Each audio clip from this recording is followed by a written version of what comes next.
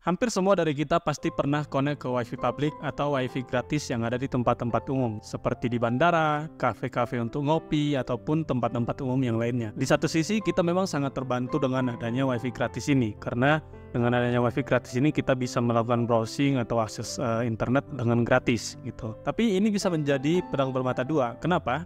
Alasannya akan kita bahas di video ini.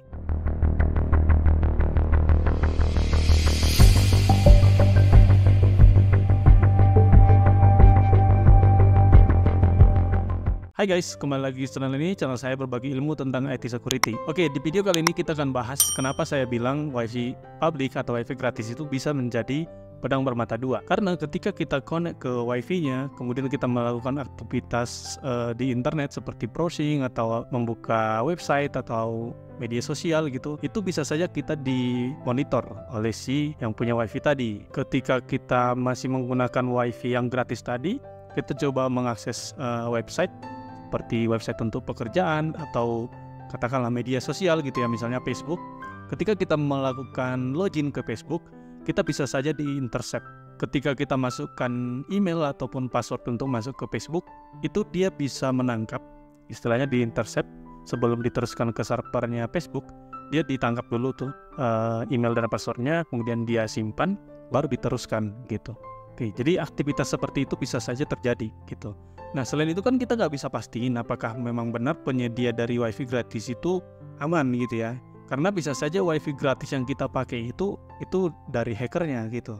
Jadi misalnya nih kita pergi ke salah satu kafe, katakanlah nama kafenya Kopi Enak. Nah, jadi sebenarnya si kafe ini nggak menyediakan WiFi gratis gitu ya. Cuman karena kita nggak nanya ke pegawainya, terus kita lihat ketika mau connect ke WiFi ada nama WiFi kopi gratis gitu ya, kita langsung connect aja ke situ gitu. Padahal sebenarnya mungkin aja WiFi gratis yang tadi, WiFi dengan Kopi Enak tadi itu disediakan oleh hacker gitu. Jadi dia memancing supaya kita masuk ke WiFi itu. Ya karena gratis, kita klik udah langsung connect, ya udah kita nggak perlu tanya ke pegawainya juga gitu. Nah ternyata selama kita menggunakan WiFi tadi, kita udah dimonitor sama dia. Nah, itu bisa saja terjadi. Jadi apapun aktivitas yang kita lakukan seperti browsing atau buka-buka website kantor atau buka email gitu, semuanya itu bisa dilihat. Cara seperti itu bisa saja dilakukan oleh hacker untuk menarik, untuk ngasih umpan ke targetnya. Kemudian kalau misalnya kita connect ke WiFi-nya, otomatis kita udah memakan umpannya gitu. Jadi selanjutnya dia udah bebas memonitor kita. Oke, jadi serangan ini biasa disebut dengan istilah man in the middle, di mana ada orang di tengah gitu. Jadi oke, misalnya nih kita mau mengakses Facebook gitu ya. Katakanlah ini server dari Facebook.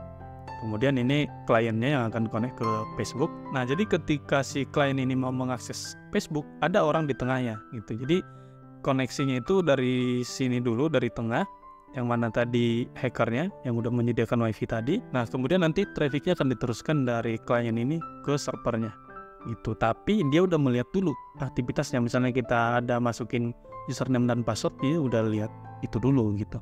Oke, langsung saja saya contohkan. Nah, di sini saya udah buat demonya. Oke, jadi sebelum hal ini bisa kita lakukan, ada banyak persiapan yang perlu kita kerjakan terlebih dahulu. Tapi di sini saya nggak bahas persiapannya. Saya hanya tunjukin bagaimana caranya dan apa dampaknya ke targetnya gitu. Nah, jadi di sini untuk pertama kali kita pastikan connect dulu ke WiFi-nya. Jadi di sini saya contohkan menggunakan WiFi saya sendiri. Nah, kita asumsinya si laptop saya ini dia connect ke WiFi dari si hacker gitu ya, dari hacker. Kemudian dengan menggunakan proxy tadi kita connect ke website tertentu gitu. Jadi kita asumsikan laptop saya ini sebagai targetnya dan saya connect ke WiFi hackernya tadi. Kemudian kita coba akses ke website seperti LinkedIn atau website untuk banking gitu ya. Oke, yang pertama kita coba untuk LinkedIn. Nah, kita masukkan username dan password. Nah, ini kita refresh terlebih dahulu. Dan di sini masukin email atau password asal-asalan aja. Kita akan lihat apakah data ini bisa di-intercept gitu. Oke, kita klik login. Nah, sebelum dia berhasil login, sebenarnya data itu udah berhasil dikirim gitu ya. Nah, tapi kalau misalnya kita lihat di sini, kita lihat di inspektornya. Nah, jadi di sini ada session key. Nah, session key ini menyimpan alamat emailnya gitu. Nah, kalau kita lihat di sini ada value dan juga decode-nya. Nah, kemudian kalau kita scroll ke bawah, di sini ada session password. Nah, ini yang menyimpan passwordnya. Jadi tadi saya masukin passwordnya salah-salah aja, misalnya admin 123, dan itu yang akan ditangkap. Jadi ini bisa kita asumsikan kalau misalnya si targetnya itu memasukkan username dan passwordnya benar, otomatis dia juga dapat. Dia bisa melihat username dan passwordnya. Oke, itu untuk LinkedIn. Nah, sekarang kita coba untuk website yang lain. Nah, di sini kita menggunakan handphone gitu. Jadi kalau misalnya kita menggunakan handphone, sebenarnya sama aja, dia bisa tetap intercept. Jadi di sini kita coba kunjungi website. Ini di handphone, kita misalnya coba kunjungi website Mandiri. Oke, kemudian kita masukkan emailnya, di alamat emailnya @bankmandiri.co.id. Kemudian kita masukkan passwordnya. Gitu. Nah, kemudian kita lihat lagi di sini.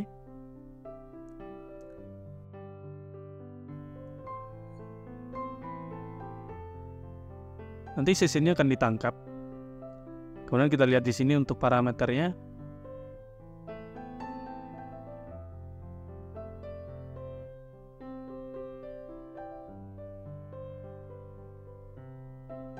Nah, kemudian kita lihat di toolsnya apa saja yang kita dapat. Nah, di sini kita bisa lihat dari parameter, dari body parameternya itu kita bisa melihat username dan juga passwordnya juga. Oke. Nah, jadi aktivitas apapun yang kita lakukan selama kita masih menggunakan wifi-nya tadi, kita bisa saja dimonitor sama dia. Jadi ketika kita masukkan data-data sensitif seperti username dan password atau PIN, itu bisa di-intercept sama dia. Oke, jadi serangan yang bisa dia lakukan nggak hanya seperti itu aja, banyak sebenarnya serangan yang bisa dilakukan kalau misalnya kita udah terjebak gitu ya.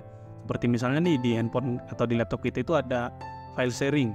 Jadi dengan kita udah satu network sama dia bisa aja melihat atau mengakses ke file sharing kita gitu. Otomatis kan itu biasanya data-data yang kita bagikan gitu ya untuk teman atau rekan kerja, itu dia bisa lihat gitu. Oke, itu contohnya tadi. Jadi di sini saya contohkan ada beberapa aja. Nah, kemudian pertanyaannya adalah bagaimana cara menghindarinya gitu. Apa solusinya supaya kita bisa tetap aman menggunakan wifi gratis? Oke. Jadi solusi yang pertama itu adalah kalian bisa menggunakan VPN. Jadi dengan VPN koneksi kalian nanti ada tanda linknya. Jadi dia nggak bisa diintercept sama si attackernya karena koneksinya dienkripsi gitu. Itu aman. Nah, itu bisa jadi solusi yang pertama dengan menggunakan VPN. Kemudian yang kedua, jangan mengunjungi website dengan protokol HTTP selama masih menggunakan wifi yang gratis. Gitu. Jadi gunakan website dengan protokol HTTPS karena itu udah ada sertifikat yang pasti udah dienkripsi. Karena ketika si attackernya mau mengintercept website yang menggunakan protokol HTTPS, dia butuh menginstalkan sertifikat di targetnya gitu. Atau solusi yang ketiga, kalian selama masih menggunakan wifi yang gratis tadi, jangan mengunjungi website atau aplikasi yang membutuhkan kredensial untuk login seperti username atau password. Atau yang paling sensitif, jangan menggunakan mobile banking selama masih menggunakan wifi yang gratis. Nah, itu aja untuk tipsnya. Dengan menggunakan 3 tips yang tadi itu, saya bisa pastikan kalian sudah aman selama menggunakan wifi gratis. Oke, itu saja yang bisa saya share hari ini. Like video ini kalau kalian suka, dislike kalau tidak, dan bagikan ke teman-teman kalian supaya semakin banyak yang teredukasi. Komen di bawah kalau misalnya kalian pengen saya bahas apa lagi di video selanjutnya. Oke, itu saja untuk hari ini. Stay safe dan stay secure.